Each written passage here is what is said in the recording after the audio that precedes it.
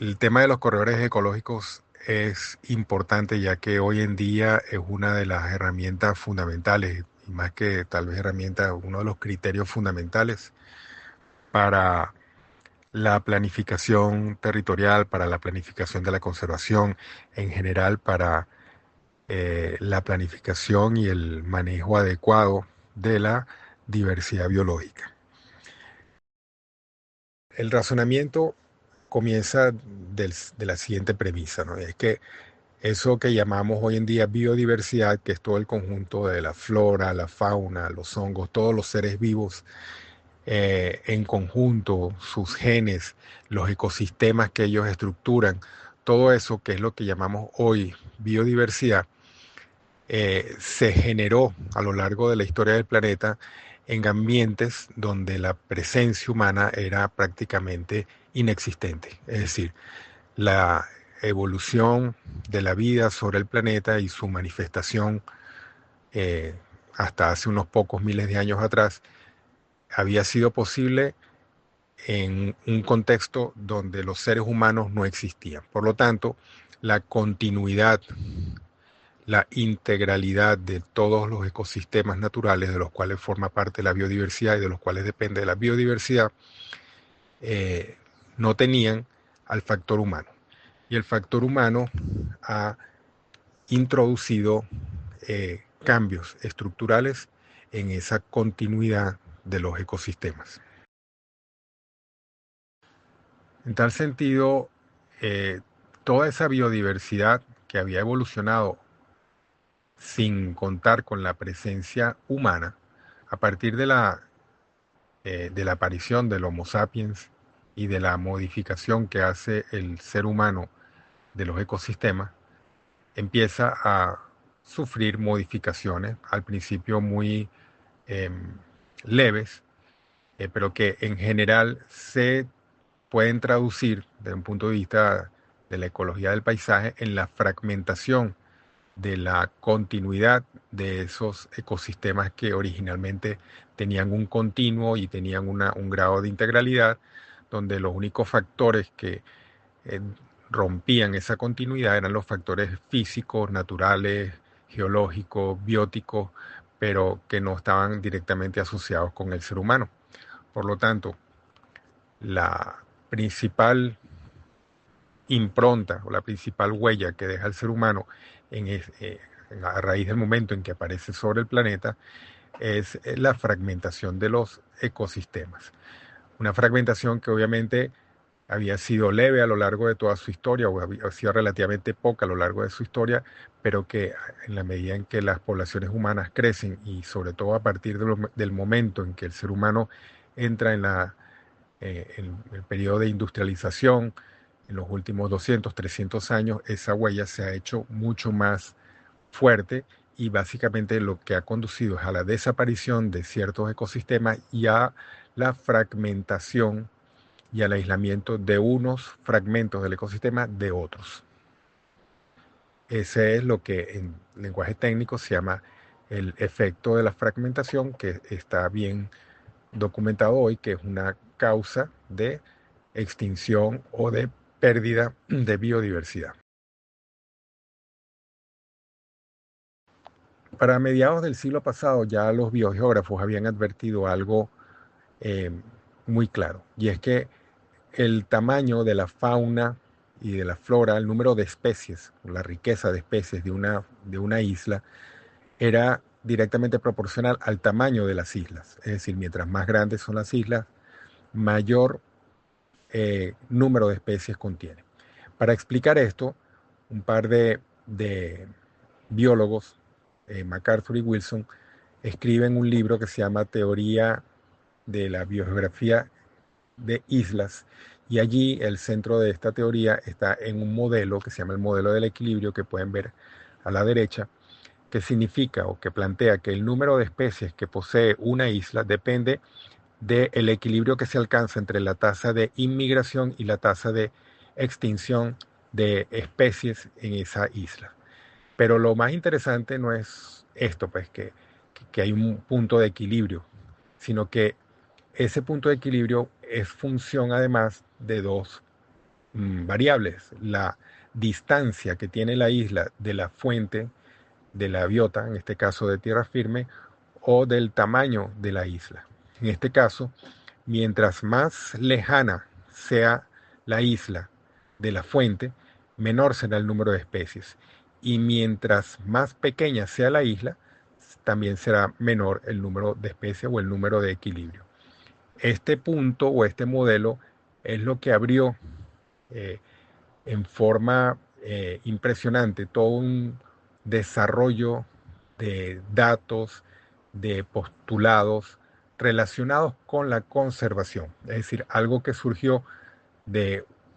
unos estudios o de una visión puramente científica del fenómeno de la biodiversidad o de la biota en función de las islas, se transformó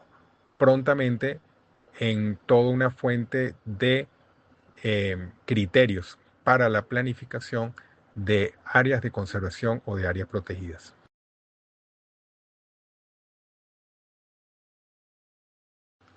Por otra parte, todas estas observaciones y esta argumentación basada en los ecosistemas insulares o en las islas rápidamente fue eh, analogizada en función de lo que ocurría en tierra firme en con el fenómeno de la fragmentación que hablábamos antes. Por ejemplo, se hicieron experimentos importantes, por ejemplo, en la Amazonía, donde se apreciaba o se medía eh, cómo era la tasa de extinción en función del tamaño de los bloques que quedaban intactos después de una deforestación severa. Es decir, se hizo toda una analogía de lo que se apreciaba naturalmente en las islas del mar, con respecto a lo que ocurría con estas islas biológicas que se estaban generando en el paisaje de los ecosistemas que antes eran un solo continuo. Y básicamente se apreció el mismo fenómeno o se pudo constatar que el, el, el modelo del equilibrio tenía validez también. Es decir, el número de especies que quedaba en cada uno de estos fragmentos dependía de la tasa de extinción local que ocurría en equilibrio con la tasa de inmigración de las especies que podían llegar y que podían colonizar, o en este caso que podían mantenerse dentro de esos fragmentos. Entonces vemos, por ejemplo, en el gráfico de la derecha abajo, cómo dependiendo del tamaño de estas islas, eh, la, era inexorable la pérdida de especies, es decir, a medida que el tiempo pasaba, el número de especies iba descendiendo, en algunos casos mientras más pequeño era el tamaño del fragmento o de la isla, el, la, el número de especies se aproximaba más a cero, mientras que en los fragmentos más grandes quedaba un remanente de número de especies que lograban sobrevivir en estos fragmentos. Como les adelantaba anteriormente, bueno, todas estas evidencias empíricas y estas teorías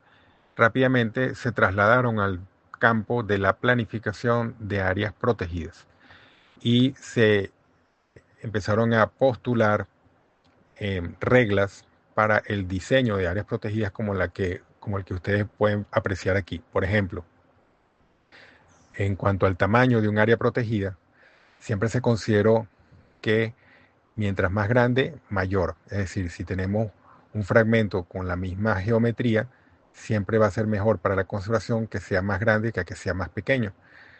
Por ejemplo, también con respecto al tamaño, a la forma del borde, mientras más superficie de borde tenga el área,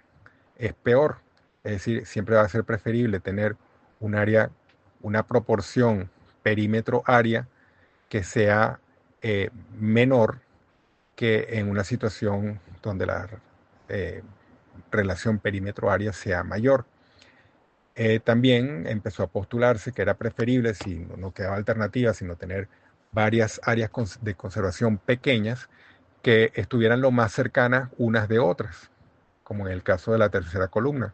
Es preferible ese patrón donde las islas estén más cercanas unas a otras, a que estén más distantes unas de otras. Y finalmente, por supuesto, la situación mejor es que esos fragmentos de conservación estén unidos, es decir, que no se pierda la continuidad entre ellas, porque ese sería como el caso extremo favorable para la conservación y no que estén los fragmentos disyuntos o desunidos, como es el caso que pueden ver en la última columna abajo. Entonces, estas pautas que ustedes ven en este gráfico sintetizan lo que ya para los años 70, finales de los 70, principios de los 80, ya se estaba postulando como que era el deber ser y el mejor criterio para la planificación de áreas de conservación. Cuando hablamos de áreas de conservación, estamos hablando de conservación in situ, conservación de los ecosistemas en su lugar, en su forma, como están originalmente plantados sobre el terreno. No estamos hablando de conservación fuera del terreno o fuera del ecosistema. Todo esto fue trasladado a la gestión del paisaje, es decir, se trató de extrapolar esta visión de los corredores, de la interconexión derivada de la teoría de biogeografía de islas y de la conservación y de la gestión y del diseño de áreas protegidas, se trasladó al manejo, a la gestión de los grandes paisajes, de los paisajes geográficos, de los paisajes ecológicos. El elemento fundamental de todo este criterio y de toda esta visión es la conectividad, es decir, que se debe procurar no interrumpir los flujos naturales de genes, de materia y de energía. Por ejemplo, un caso muy fundamental para tomar en cuenta es el tema del flujo migratorio, por ejemplo, de los peces que suben y bajan por los ríos. Eh, el manejo del paisaje debe hacerse de tal forma, sí que estamos pensando en conservación de la biodiversidad, de no interrumpir esos flujos, tampoco interrumpir el flujo de las especies migratorias que hacen uso del aire como medio de transporte, el flujo del polen, el flujo de las semillas que son transportadas por el aire. Es decir, en toda esta nueva visión, la conectividad es lo esencial. Y ustedes pueden ver en este gráfico, por ejemplo, cómo todos esos elementos están aquí plasmados, no solamente para áreas protegidas, sino para el manejo de paisajes agrícolas, de paisajes urbanos, de paisajes rurales, donde lo fundamental es que existan elementos que favorezcan, que permitan la conexión o el intercambio de genes, de materia y de energía. Pueden ser elementos lineales, como hileras de árboles, como hileras de setos vivos, pueden ser parches de vegetación natural que están próximos unos a otros, eh, y fundamentalmente, por supuesto, el tema de mantener esa conectividad a lo largo de cursos de agua, porque los cursos de agua no solamente tienen una biota propia, sino también tienen unas comunidades vegetales riberinas que son propias o que son favorables o que favorecen ese transporte del que estamos hablando, de esa conectividad.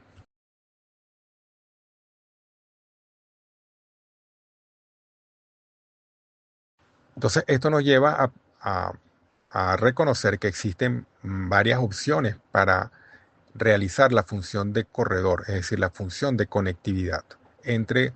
fragmentos de hábitat más grandes y que albergan mayor biodiversidad.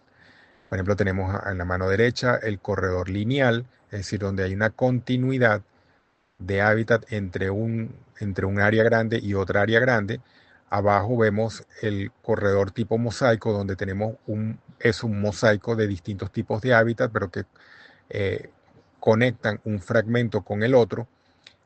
y ese mosaico puede estar compuesto por distintos tipos de uso de la tierra o por distintos niveles de intervención humana, pero que en cualquier caso no es una ruptura brusca, radical en el hiato o en el espacio que hay entre los dos fragmentos. Y tenemos el otro tipo de corredor a mano izquierda, que es el que llaman paso a paso o de trampolín, donde tenemos espacios pequeños de hábitat, pero que están próximos unos a otros y que permiten saltar, le permitirían a la biota, a la biodiversidad, como saltar de un pequeño fragmento al otro y alcanzar al fragmento más grande. Entonces, en esencia, estos son como los tres grandes modelos de corredores que hay. Ustedes pónganle los nombres que ustedes quieran. Aquí se ha hablado de corredor biológico, de corredor ecológico, de corredor de paisaje, pero en el fondo la palabra corredor es lo que nos importa y es que está cumpliendo un papel de elemento de conexión o de conectividad entre fragmentos más grandes. Esta visión de la conectividad o esta necesidad por mantener la conectividad, pues se ha tomado distintas formas. No solamente se trata en ocasiones, que es lo más deseable, mantener la continuidad de los hábitats silvestres o de los hábitats naturales, sino también se puede tratar y se debe tratar en algunas situaciones de restaurar la conectividad a través de un manejo tal que permita la restauración del hábitat e incluso en casos extremos de implementar elementos artificiales que permitan salvar obstáculos que son generalmente insalvables para la biodiversidad. Por ejemplo, a mano derecha tenemos dos casos. Un ejemplo de uno que llama un ecoducto, que es un corredor sobre una autopista en Holanda para favorecer el paso de la fauna, esencialmente, pero también obviamente otros elementos pueden pasar por allí, por encima de una autopista. O el caso de abajo, de unos famosos cangrejos en la isla de Navidad, cerca de Australia, donde los flujos migratorios de estos cangrejos entre la orilla del mar y tierra adentro son de millones y millones de individuos y que se veían fuertemente impactados por el tema del tránsito automotor. En este caso se ha construido un puente artificial para que los cangrejos pasen por encima de la carretera. Entonces, esto ha abierto toda una serie de, ya no de teorías, sino de hechos, de manejos, de eh, formas de gestionar, de manejar, de manipular, todo con fines, con la finalidad de mantener ese flujo, nuevamente, en este caso de genes, de poblaciones biológicas, entre fragmentos que han sido desconectados o que han sido fragmentados por acción humana. Bueno, ya ha entrado, bien entrado el siglo XXI y después de más de 40 años aplicando estos principios, se pueden advertir algunos beneficios tangibles importantes de mantener la conectividad y del uso de los corredores. Uno es el disminuir la probabilidad de extinción de especies, de muchas especies, particularmente aquellas que naturalmente viven en bajas densidades. Otro es mantener el flujo genético entre o entre fragmentos que habrían perdido ese flujo y por lo tanto habrían entrado en un proceso de colapso y de un colapso acelerado. Mantener los flujos de materia y energía, y esto fundamentalmente tiene que ver, o particularmente se puede ver en los ecosistemas de fluviales, pero también en los marinos. No debemos olvidar que también el concepto de conectividad y de corredores también es aplicable a los ambientes marinos, por ejemplo, cuando estamos hablando de corrientes marinas que transportan plancton o que transportan, y dentro del plancton transportan espermas de invertebrados o huevos de peces o de otros invertebrados, es decir, todos los flujos, particularmente en el mundo marino, el, el tema de los flujos de materia y energía son fundamentales, que se han mantenido. Por lo tanto, la conectividad como criterio de gestión de los espacios marinos también es fundamental. Bueno, otros beneficios: mantener la integridad del ecosistema, porque es una forma de aliviar el- la disrupción o la pérdida de integridad de los ecosistemas a través de los corredores. Y no hay que olvidar también de que ante las eventualidades del cambio climático, que significa que pueden haber desplazamientos en la distribución de los ecosistemas, eh, particularmente en las montañas, el mantener corredores podría favorecer que hayan como rutas de escape en la adaptación de ciertos tipos de ecosistemas a las nuevas situaciones climáticas. Bueno, y ahora hablemos de Venezuela. Eh, Venezuela entró en el manejo de estos criterios de conectividad y de corredores ecológicos en los años 80. Y de hecho podemos decir que fue de los países pioneros, no solamente en América, sino en el mundo, en aplicar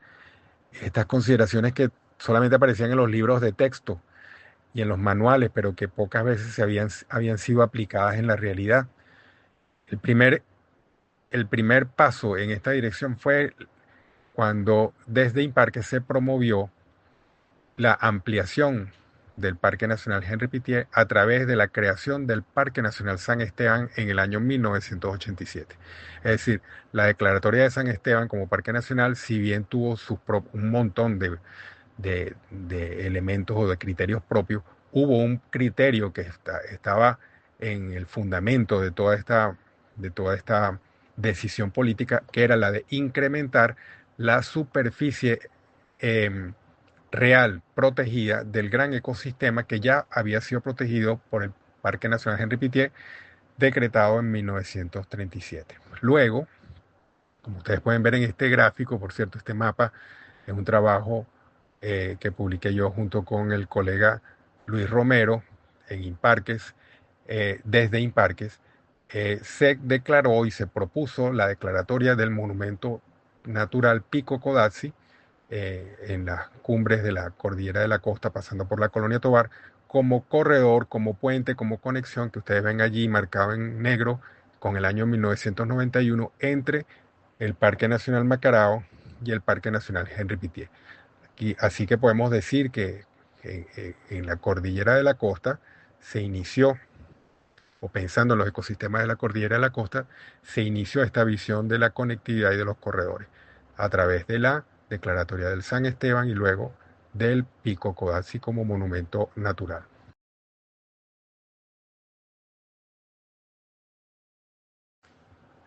El gran ejemplo donde se ha aplicado el criterio de conectividad y de corredores es en los Andes de Venezuela, concretamente en la cordillera de Mérida. Aquí ustedes pueden ver en este mapa los parques nacionales que habían sido declarados para el año 85, en los extremos esencialmente el Tamá,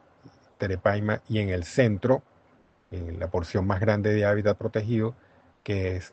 era para aquel momento el Parque Nacional Sierra Nevada para el año 85, año en el que por cierto fue ampliado.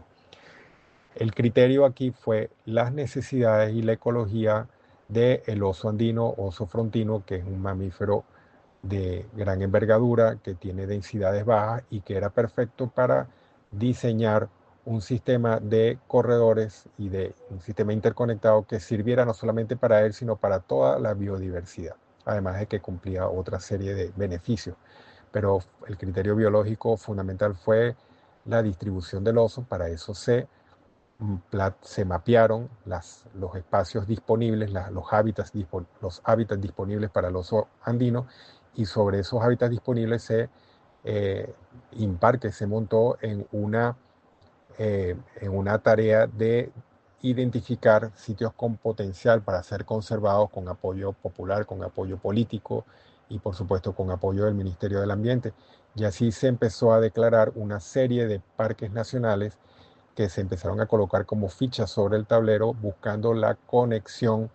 buscando la conectividad con el área nuclear de este sistema, que era el Parque Nacional Sierra Nevada, por ser el área que tenía la mayor cantidad de hábitat disponible. Así se crearon en el año 88 Guaramacal y Dinira como parques nacionales.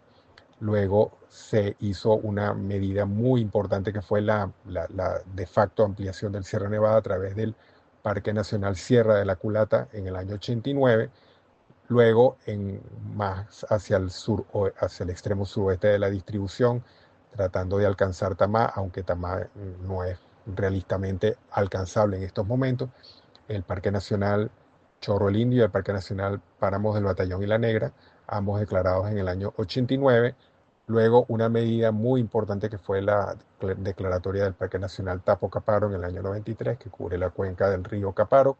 y que conecta totalmente con el Parque Nacional Sierra Nevada, constituyéndose así el gran núcleo del sistema interconectado. Luego, un punto importante fue la declaratoria en el año 96 del Monumento Natural Teta de Niquitao Pico Guirigay, que son dos bloques bajo monumento natural. El bloque Guirigay colinda prácticamente con el Parque Nacional Sierra Nevada, acercándose la distancia de proximidad al Parque Nacional Guaramacal, lo cual fue declarado, logrado a través de la declaratoria del Parque Nacional Ramal de Calderas en el año 2021. Así prácticamente lo que queda es una brecha de unos pocos, eh, muy pocos kilómetros a lo largo, en forma transversal al río Boconó, entre el Parque Nacional Guaramacal y el Parque Nacional Ramal de Calderas. Así ustedes ven en este momento más o menos la configuración actual de este sistema interconectado. No debemos olvidarnos que en el año 92 también se declaró el Huache al sur de Yacambú y que Yacambú, que había sido declarado en el año 62, también fue expandido en el año 99, solo que lamentablemente aquí en este mapa no les puedo mostrar el área de expansión, que es básicamente eh, una lengua que se extiende hacia el suroeste del parque. Así que aquí tenemos este sistema parcialmente interconectado, el cual tiene algunas brechas que tienen aún que ser consideradas y interconectadas para lograr el objetivo final, pero sobre el cual se ha avanzado muchísimo. De hecho, disculpen que me extienda tanto eh, con esta lámina, pero esencialmente este logro que ha tenido Venezuela, eh, no ha sido suficientemente divulgado ni suficientemente considerado porque de hecho es un logro excepcional a nivel mundial.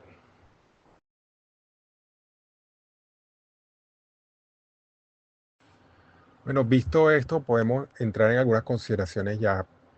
de tipo político legal para el caso de Venezuela. Una pregunta que siempre se hace es, bueno, ¿y los corredores deben ser áreas protegidas necesariamente? Bueno, nuevamente quiero recalcar que el corredor no es una área protegida ni es una ABRAE necesariamente. Un corredor es una función ecológica que cumple dentro de un paisaje ecológico un determinado elemento de ese paisaje, es decir, una función de conectividad. Obviamente esos elementos de conectividad tienen que ser protegidos para que cumplan esa función de conectividad, porque si se pierden por deforestación, por interrupciones eh, de uso o actividades humanas, pues ya no cumple su función. En, no puede concluir que cualquier categoría de área protegida podría servir para implementar o para aplicar esa noción de corredor. Si nos basamos en las categorías de áreas protegidas que internacionalmente se aceptan y que han sido planteadas por UICN, que son de las categorías 1 a 6, nosotros en Venezuela podríamos aplicar Parque Nacional, Monumento Natural, Santuario, Refugio o Reserva de Fauna Silvestre, que son las que estrictamente se apegan al concepto de área protegida. También podríamos aplicar otras categorías de ABRAE, dependiendo de lo que diga el decreto de esa ABRAE y del plan de ordenamiento de cada una de esas ABRAE. Por ejemplo, zonas protectoras o reservas forestales también podrían servir como corredores eh, dentro de esta visión que estamos proponiendo. Con respecto a si los corredores están contemplados o no en la legislación venezolana, bueno, lo estuvieron. En la ley de diversidad biológica del año 2000, que fue lamentablemente derogada, teníamos este artículo 30 y 31 que daban las bases para esto. El 30 decía que a los fines de promover el uso de los recursos biológicos en forma sustentable en las zonas periféricas a las ABRAES destinadas a la conservación de la biodiversidad y como complemento a ellas se establecerían zonas de amortiguación, las cuales serían declaradas como zonas protectoras. Es decir, había un mandato de que alrededor de cada área protegida se declarara una zona de amortiguación. Y incluso se establecía el nombre para facilitar el flujo genético de poblaciones silvestres, algunas ABRAES podrían establecerse como corredores ecológicos o hábitats de interconexión. Bueno, eh, estos dos artículos brindaban una buena base para empezar a desarrollar esta política. Lamentablemente, bueno, esta ley fue derogada. Si bien esa ley de diversidad biológica fue derogada, fue sustituida por otra, pero que esta nueva ley de diversidad biológica, la nueva, no contempla, eliminó esos dos artículos y no hace mención a los corredores. Sin embargo, tenemos la ley de bosques del año 2013, donde en, el- en la parte destinada a las zonas protectoras declaradas por el Ejecutivo, dice que el Ejecutivo podrá declarar zonas protectoras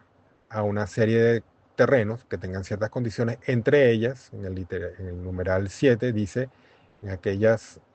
terrenos que constituyan corredores ecológicos o de dispersión.